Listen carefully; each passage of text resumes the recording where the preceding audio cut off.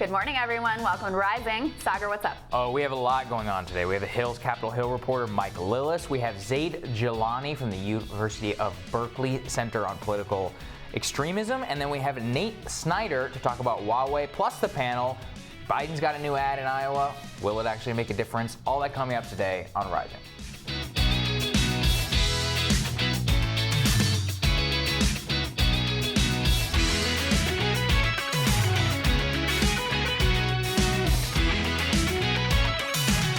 What are you looking at, Saagar?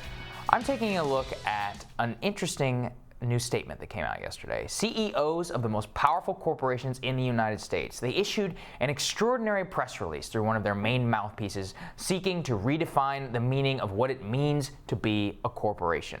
For the first time in their history, big business says they no longer believe that the purpose of corporations is just to deliver maximum profit for shareholders, but to, quote, truly be committed to committing the needs of all stakeholders, meaning that businesses, as the New York Times puts it, will invest in their employees, protect the environment, and deal fairly and ethically with their suppliers. Don't believe your lying eyes. It's a trap, folks. The people who signed this document include JP Morgan CEO Jamie Dimon, the CEO of Bank of America, Amazon CEO Jeff Bezos, the CEO of General Motors, and 200 others of their brethren. In short, these are the people who got us here. They're the people who don't particularly care about American borders or American workers. Most of them would strike a deal with the Chinese government tomorrow at the expense of URI if they had the chance. The press release represents a far graver and more dangerous threat: woke capitalism.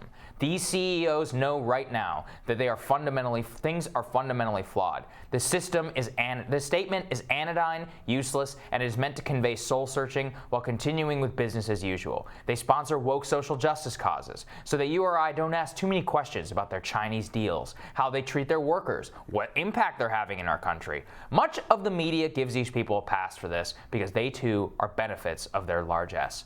Corporate power today rivals, if not exceeds, government power. These are smart people who see President Trump, Elizabeth Warren, and Bernie Sanders as a main threat. They understand which way things are trending, and I wouldn't be surprised to see more statements from them about ethical trade practices or investing in workers as the campaign rolls on. These CEOs know exactly who will be their best friends in government, and that's why they're writing every dollar in checks that they can to Joe Biden, Pete Buttigieg, Kamala Harris, anyone else who they think will subsume and direct the populist wave. Don't let them fool you. Real populism harnesses the concerns of the average worker and person to leverage the only instrument that is more powerful than corporations, and that is the government. Can I just say amen?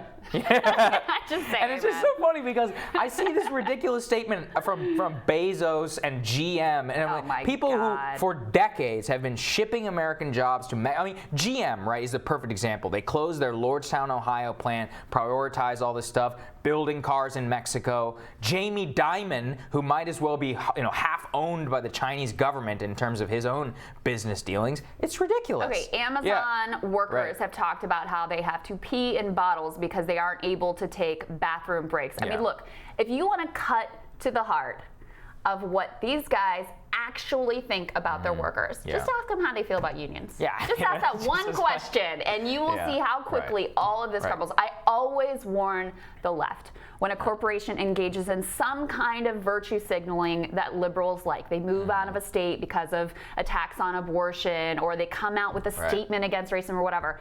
Do not think these people are your allies. They are not. Whatever virtue signaling they're doing is because they think it serves the bottom line, and that is always the bottom line. Because it does serve their bottom line, because they know that this is the best way not to get attacked by the New York Times, not to get attacked by people in the media, and they're honestly complicit. So there you go. Warren, by the way, out with a statement this morning calling him out as well. Good. So look for that. Next on Rising. It's been almost a month since a trio of deadly shootings rocked the nation. And despite calls from lawmakers for immediate action, not much has been done. Of course, the Hill senior correspondent Mike Lillis is going to update us on what actions might be in the works. That when Rising returns.